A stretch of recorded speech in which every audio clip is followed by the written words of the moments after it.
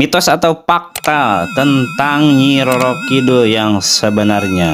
Ya, barangkali teman-teman udah ada yang tahu, atau memang teman-teman juga menganggap bahwa Nyi Roro Kidul itu merupakan sebuah legenda atau hanya mitos saja. Namun faktanya bahwa Nyi Roro Kidul ini merupakan salah satu tokoh Ratu Kidul tentunya yang berpusat di Palabuhan Ratu. Konon tokoh tersebut merupakan tokoh yang sulit dikalahkan oleh Mataram, sehingga Mataram membuat sebuah mitos tentang Nyi Roro Kidul sebagai penjaga dan pendukung kerajaan Mataram Islam sampai dekade sekarang. Begitu. Nah, bagaimana? Mari kita bahas. Assalamualaikum warahmatullahi wabarakatuh. Kembali lagi di channel Cerita Sikuli. Sebagaimana opening tadi, kita akan membahas tentang mitos atau fakta Ratu Pantai Selatan, atau lebih dikenal dengan Nyi Roro Kidul mungkin ya. Nyi Roro Kidul sendiri merupakan putri Pajajaran yang konon katanya dia akan dinikahkan oleh ayahnya, ya, Raja Pajajaran pada waktu itu. Entah pada masa siapa ya, ke salah seorang yang dipilih oleh raja, bapaknya mungkin ya, ayahnya. Namun sayangnya putri ini dia melarikan diri ke selatan, dan di sana oleh ayahnya dikutuk menjadi Ratu Roh Halus Pantai Selatan.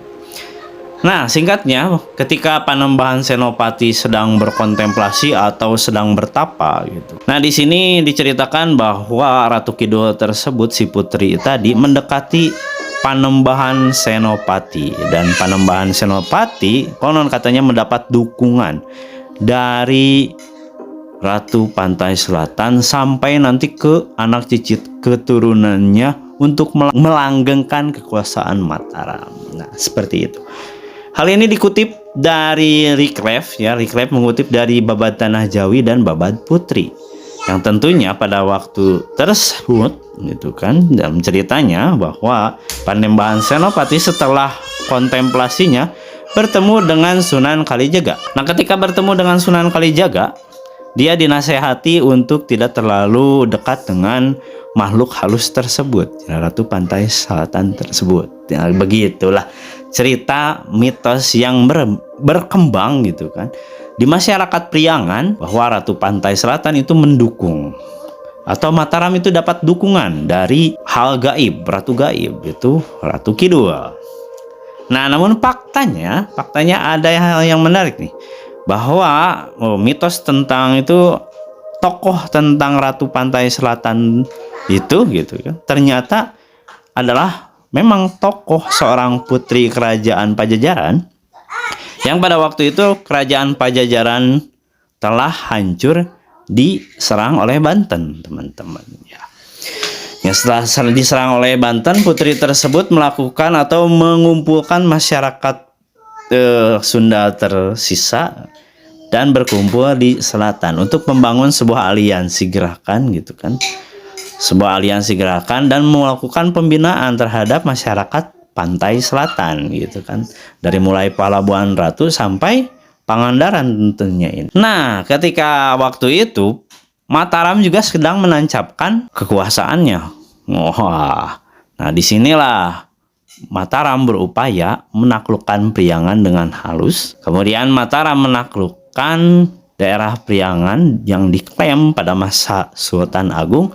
Namun ketika Priangan Selatan ingin dikuasai, Mataram tidak mampu melakukan hal itu, karena di sini ada ratu atau tokoh yang menjadi tokoh perlawanan, yaitu Ratu Pantai Selatan, yang dalam hal ini menurut Asep Ahmad Hidayat dalam channel YouTube-nya Wacana Nusantara, Ratu Pantai Selatan tersebut bernama Nyi Mayang Sagara, salah satu putri dari Prabu Ragamulya, konon katanya seperti itu. Saya akan sertakan ya link di bawah deskripsi video ini.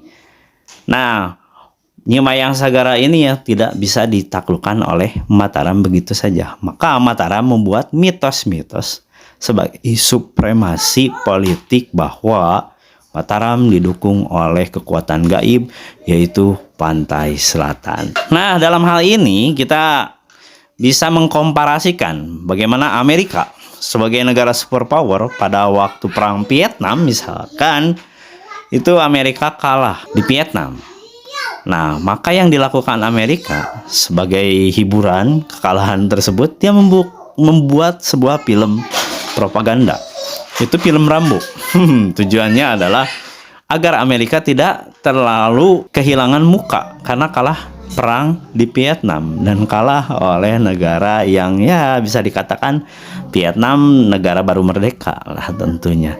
Nah, hal tersebut juga sepertinya Mataram juga sama, agar tidak terlalu kehilangan muka bahwa dia telah menaklukkan wilayah selatan, maka dibuatlah mitos-mitos tentang Ratu Pantai Selatan.